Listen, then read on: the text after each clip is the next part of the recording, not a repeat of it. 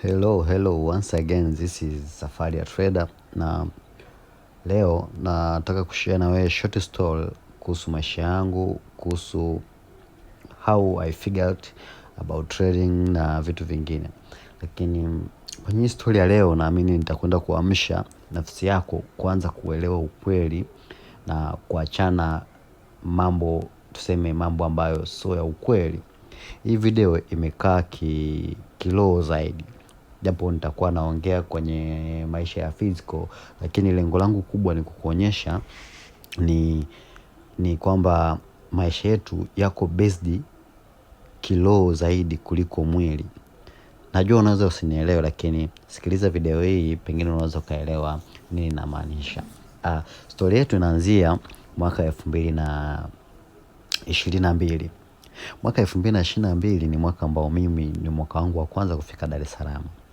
Nilifika Dar es Salaam nikiwa nimekuja kutafuta maisha. Nimekuja kujitafuta kama kijana ambaye na miaka kama 23 hivi, 22, na nimekuja mjini kutafuta maisha. Mwaka 2022 ulipita, 23 ulipita, yote nahangaika katika mazingira ya Kariakoo. Nishakuwa winga, nishabeba mizigo ya watu, nishafunga mizigo ya watu, ili mradi nipate riziki, mwisho wa siku na mimi maisha yangu yaende.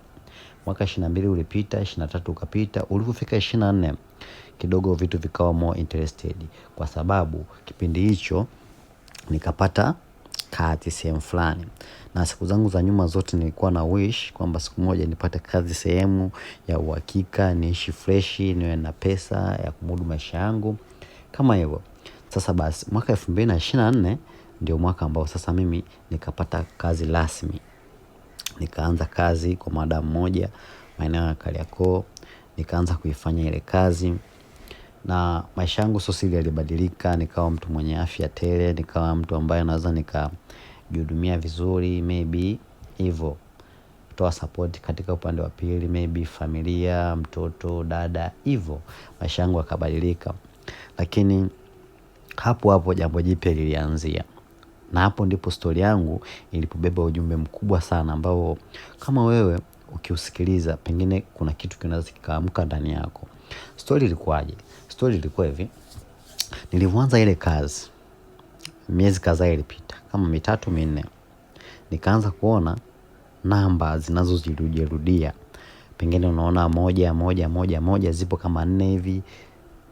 Yani the moment nafika kuangalia saa yangu au simu yangu na kuja kuona namba tu zimefanana zote, kidogo ikaanza kuishtua nafsi yangu kujiuliza, hii ni bahati au nini? Nikawa napotezea. Kadri siku zilivyokuwa zinazidi kusogea mbele, zile namba zikaanza kujitokeza mara nyingi. Na hapo ndipo nikasema lazima nijue hiki ni nini. Nikaanza kutafuta kwenye mitandao ya kijamii, kwa nini namba zinafanana? Na hapo ndipo nafsi yangu iliposhtuka na kuanza kuelewa maisha kwa kina zaidi kuliko kimwili zaidi. Tafsiri ya namba kujirudia maana yake ni kwamba inategemea na namba unayoiona.